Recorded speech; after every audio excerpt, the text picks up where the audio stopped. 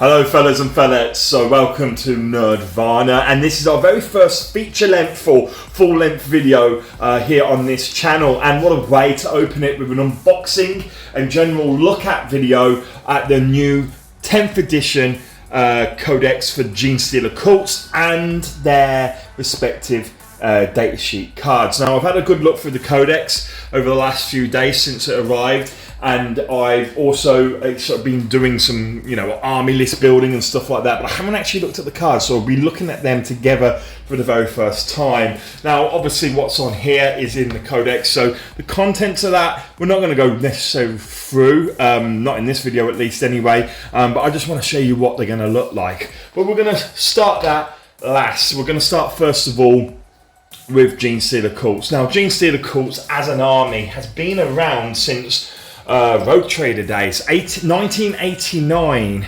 I think it was 119, White Dwarf 119, where their first Codex was released. So Genestealer Cults have been around a very, very long time, but as a truly usable army, not so long. Only about 3 editions, something like that. I forget when the full proper Codex came out, but they have, as I say, been around since White Dwarf 119. We will be showing that on the channel at a later date, and we'll be showing you the White Dwarf army list that was released in 3rd edition also, which is where I started with Genestealer Cults. Back in the days when the Patriarch was more like a big sort of pimp daddy, really, sat on a throne, and he also had like gold earrings and jewelry, and the army as a whole had this sort of totally different aesthetic to the sort of minor feel that we get now with Genestealer Cults. Back then they were just pimpy. They had a limo and everything to drive the Patriarch around. It was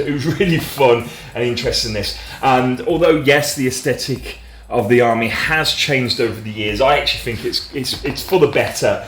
And of course, there's no problem modeling your own sort of old school, if you miss 2nd edition aesthetics and that. There's nothing stopping you model in the old ways, and in fact I do have access to a 3D file from my mini factory of a old sort of school style Patriarch, one with him sat on the throne being big and bloated and fat and stuff, and that's something that I will be printing off and sharing with you here on this channel at one point, because this channel's not just about 40k and stuff, it's about the 3D printing of miniatures, which is, for most of us now, well, let's just say we've been priced out of the hobby, unfortunately. It's very expensive. It's always been an expensive hobby, Warhammer, right?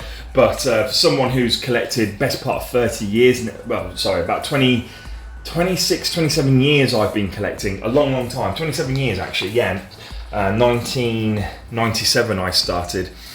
It was, back then, even though it was an expensive hobby, you could, get into multiple different forces. You could, have a little bit of this army, a little bit of that army. You could do both fantasy and 40k on pocket money. Yeah, you spent every penny you had, but as a kid you could afford it. These days it's a little bit different. As an adult, working adult with a reasonable income, I do struggle to keep up with the armies now. I have to kind of stay with just one force, and so although I do have genuine models, I have gone down the lines of 3D printing to supplement my forces, and that is something that we'll be sharing on the channel as well, and going into how you can do it if it's something that you're interested in or something that you do, talking about the new files that you have access to and all the rest of it.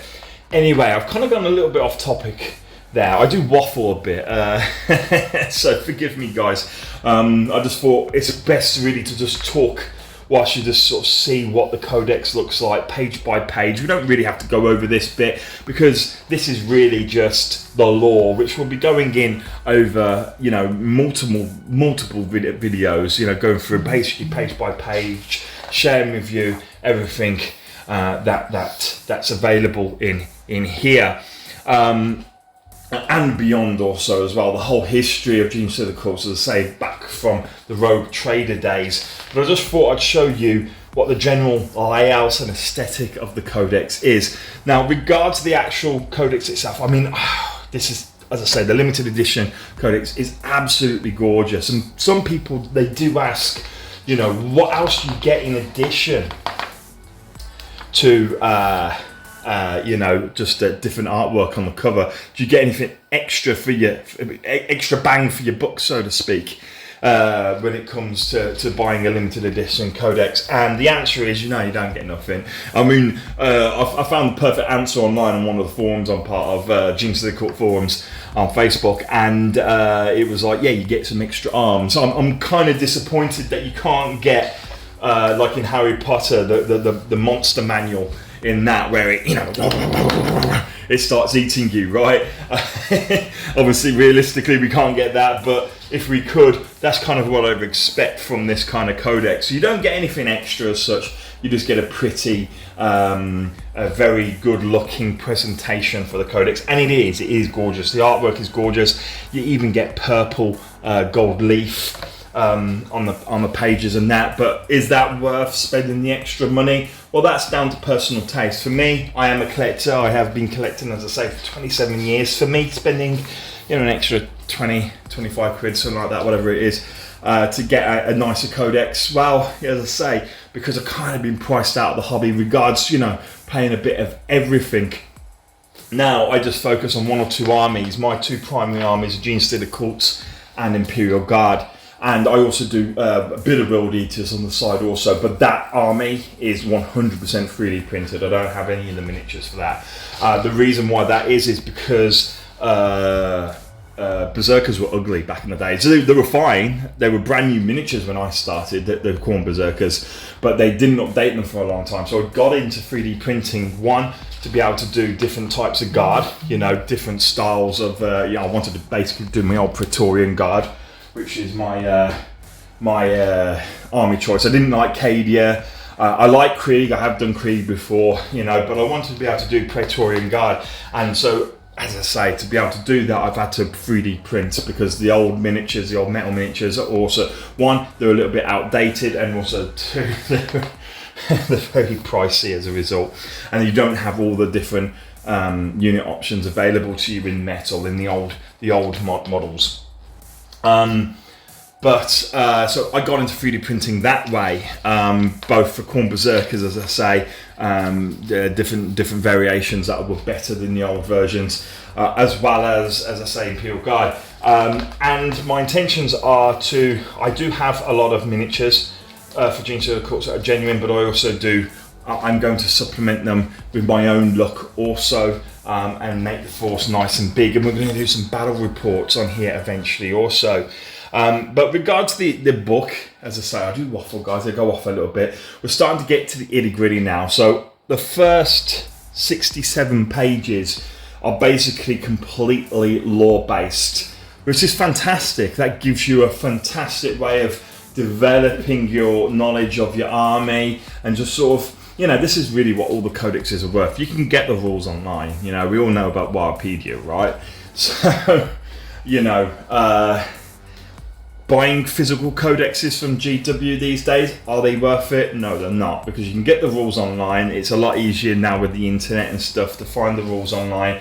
And also on top of that, the rules become obsolete, in this case, before the book is even released. The points in the back were, you know, as I say, they became obsolete about a week before the book was, before I received the book in the post.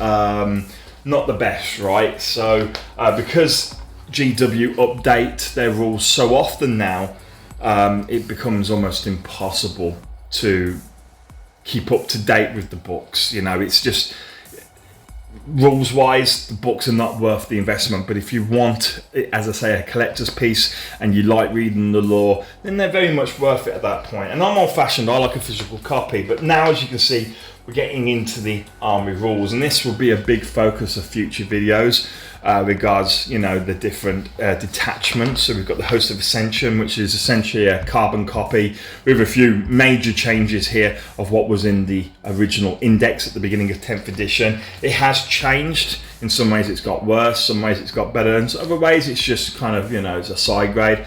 There are changes. You're going to have to use your army in a different way to what you did in the the beginning of 10th edition with the indices that were released. But good news is we do get, I think it's 4 of them. We'll count them as we go. I think we get a total of 5, so 4 more additional detachments available to Genestealer Cults now.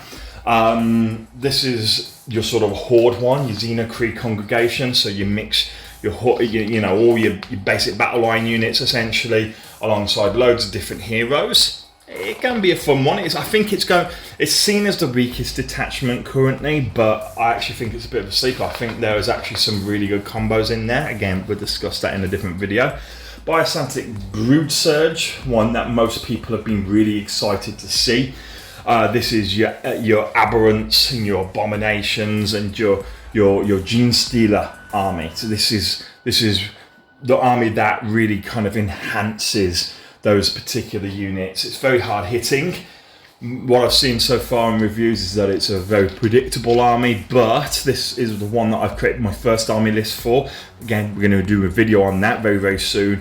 And I actually think when you look at the detachment rule, Hypermorphic Fury, there's a little bit in there about the Biphagus, which makes this army actually a little bit more versatile than you think, because you can attach a Biphagus to any of their normal units, and essentially whatever that unit is, be they aberrants or not, they could be neophytes, for example, they're going to benefit from the detachment rules, which is potentially quite exciting in regards to creating a variety of army lists. Whether it's good on the battlefield is another thing. Do you want a field of pure muscle beach army with aberrants and all that? Now, yeah, of course we do. But if you do want to bring in other units for a bit of variation, you can actually do that. And it's something I didn't notice at first when I first read it, and then it clocked. Wow, you can do that. Fantastic. Variety is the spice of life, right? Then we have the Outlander Claw. This is essentially your Mad Max army. Okay, loads of vehicles, loads of bikers. They're going to move fast. They're going to zip around. They're going to outscore the enemy, but they might not really hit too hard. And then you have your 5th and final detachment, the Brood Brothers. Now this is a separate detachment, but in some ways you could argue that it's a kind of, again, a side grade. Before, you allowed Brood Brothers in all different detachments. Well, there was only one detachment in the indices, but the idea you were hoping was that you could use Brood Brothers in any detachment. Now you can only use them in their own dedicated detachment, but you get to use 50% of your army instead of a quarter of it as allies. So, and again, this is actually probably one of the more powerful detachments. It's actually potentially really good, but of course you've got to invest in a different army. Now, luckily, I'm Imperial Guard, so that's not really a problem for me. As I say, my primary armies are Genestealer Cults and the Guard. So for me, that's got great options with no extra investment of time or money for me. Although I will be doing a specific Brood Brother detachment army. I'm going to be printing off Guard specifically for that, because I want to, I want the Guard to look like they belong with the Genestealers, rather than just having a random Praetorian, as I say, detachment, which ain't going to look great with Genestealers. I'm not going to go down that route. I'm going to be printing off my own. But to playtest it, at least I can combine it with my dedicated Guard troops. Then we move into the data sheets. Lovely bit of artwork there. That's I think that's from the original of the new codices. Was it 7th edition when they first came out, when they had their own dedicated non-White Dwarf Codex? I think that was from that. And we then get into the data sheets. Obviously, this is what we're going to see in the cards also. That's just your portable, easy reference guides for gaming. But then, obviously you've got your data sheets here. Now, as of the last update from, I think it was about 10 days ago at the time of this filming of this video, all the data sheets here, none of the rules have changed. So the rules in the Codex is what the current rule set is, and today is the 27th, right?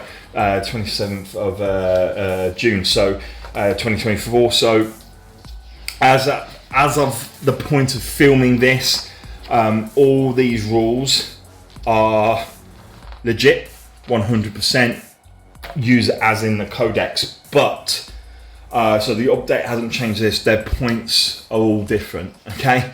So basically the last page in the book where all the points are, yeah, ignore that, and you're going to have to go online and do a print off if you want a physical copy, or just have a good reference to it, or use, of course, the app.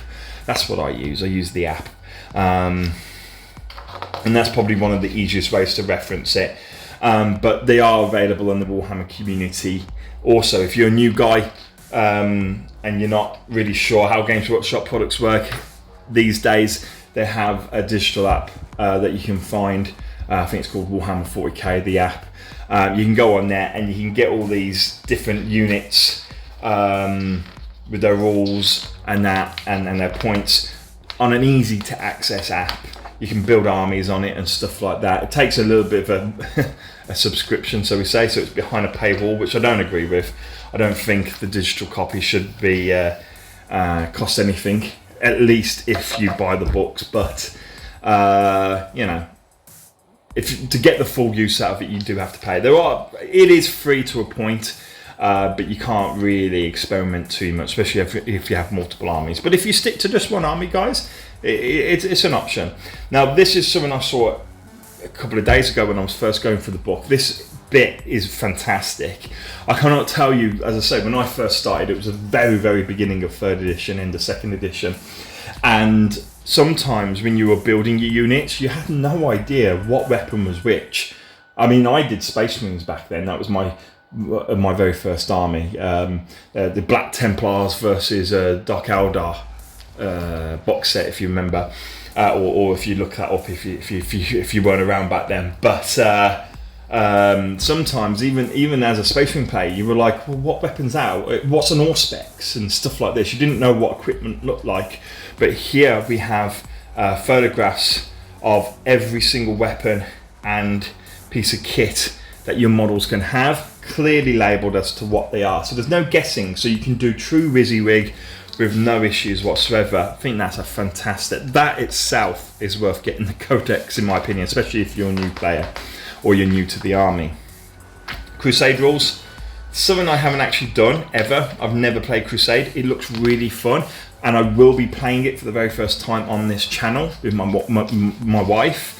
She's going to be one of my main gaming partners, along with a few cousins and stuff like that. But the Crusade is what we're going to probably start off with, because of course you can start off you can start off with smaller collections, and as your army grows, you can grow it throughout the campaign. And it looks really fun, I must admit, getting battle experience and stuff like that, finding relics and all this sort of stuff. It's potentially really good. As far as I'm aware, the Crusade rules, they're not in the app. Okay, so you need the physical copy to be able to find things. So as far as I'm aware, I might be wrong on that, correct me if I am wrong, but I don't think Crusade rules get included.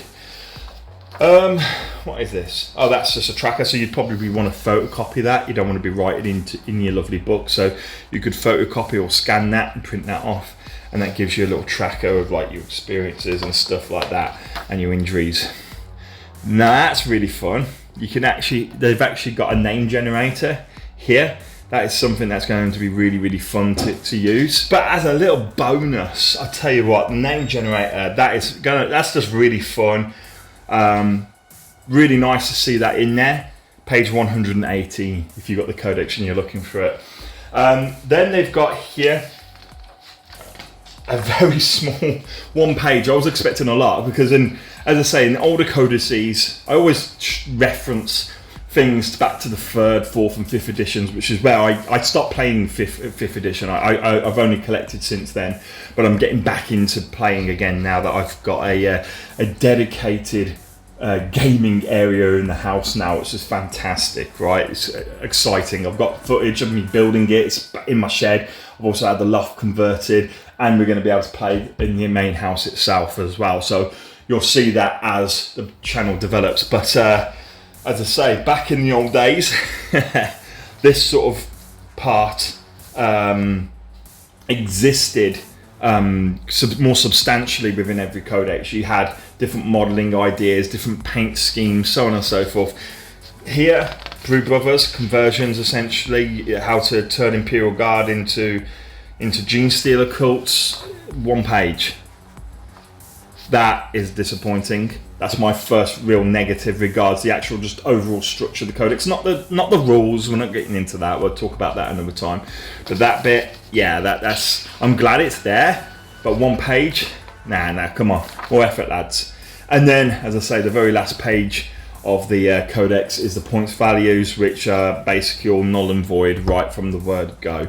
But you do have a reference here to the digital codex. The app, okay, so you can just with a QR code. That's a nice easy way of finding it, and of course you also have the code in the back, which I'm not going to show you because it's a unique code, but you have a code in the back which you put into the app to unlock the rules, because it is behind a paywall, as I say.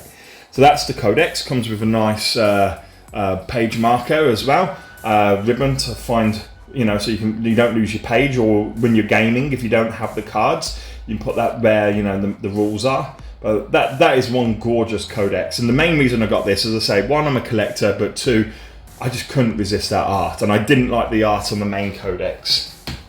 Now, just before we finish, as I say, in later videos we're going to be doing lore and rules discussions and tactics and the whole lot, right? And I'm going to do modelling videos and all the rest of it. But here we go, look at this. Let's open this and see what they're like. Now these are the first datasheet cards I've ever had. As I say, I'm a bit more old school, so when I used to play, as I say, it was about 5th edition, I think, the last time I played. So things like this didn't exist, and I think they're a great idea. Although, as I say, as rules change, they can become obsolete. Now, a lot of people complain about that, but as I say, back in 3rd edition, you could go for a very, very, very, very long time with no rules changes whatsoever, and you could even potentially go a whole edition if, like, you know, Dark Eldar, for example, which I do collect also, or have collected in the past.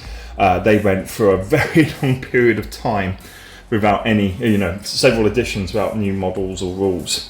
So there we go. Look, this is so basically these are literal carbon copies of the rules that you get within the codex. You keep them on the side of the table where you're playing, so when you need to look up a new rule, you're like, yeah, great. And of course, you wouldn't have all of these cards on the table next to you as you're playing. You'd only have the units that, of course, you are using. You've got your army rule. I don't know what the patriarch is right at the back. It's unusual, so we put him on top. There we go, that's better, isn't it? He should be on top where he belongs. You do have the army rule there. It's a shame that you don't have the detachments. Just going through that, you don't get the detachments in datasheet cards. That's something that I'd expect should be included, in my personal opinion. But beggars can't be choosers. Games Workshop will do what it does, but hopefully in the future they might go, you know what, people deserve the detachment rules on cards as well, with their relics and so on and so forth. But maybe all as stratagems, that could be really useful as well, to be fair, because they're the things that you might more often or not forget. So that's what they look like. And I'll tell you what I really like about these, and I did see this online when I ordered them, they have the same purple gold leaf effect as the codex, so that matches beautifully, and it's absolutely gorgeous. And the back of the cards as well, wow, that is something. So I'm actually really pleased with them, very pleased indeed. As I say, you could argue they might be obsolete sooner or later when rules change. I know a lot of armies have received rules updates in the last update, and well, every update they do, they always change the rules to some degree. It's only because this is a brand new codex that there's no changes, but in the next update, no doubt some things will change. But you know what, not everyone is a tournament player, and having access to physical rules, who cares if they get updated? If you want to play with these rules and these points in the back of the codex, then that's more than valid, right? And so I'd just like to thank you all for watching the video. If you're still with us, it's a pretty long one. I hope I didn't waffle too much. I'll get more used to talking about Warhammer on videos and stuff, trying to keep it more to the point. But sometimes I think it's best just to have a discussion, right, with you guys. As I say, this is a passion and a hobby of mine that I've been doing for over a quarter of a century, a very, very long time. So I can talk about this all day. Anyway guys, I hope you just liked that little unboxing and preview of the Codex. As I say, up and coming, there will be the more meaty stuff, discussion of rules, the lore, and a whole host of other things. The modelling side of things, 3D printing. There's a lot that I'm planning to do on this channel. If you do enjoy this and you want more regular updates and just supplementary sort of funny memes and stuff, Warhammer related memes, then please check out my Instagram. And my Facebook page, where I share a whole host of additional content that goes in addition in addition to the stuff that you see here on YouTube. Thank you, and that's farewell from me, I suppose. I'm Big Al, and I'll see you soon. Bye bye.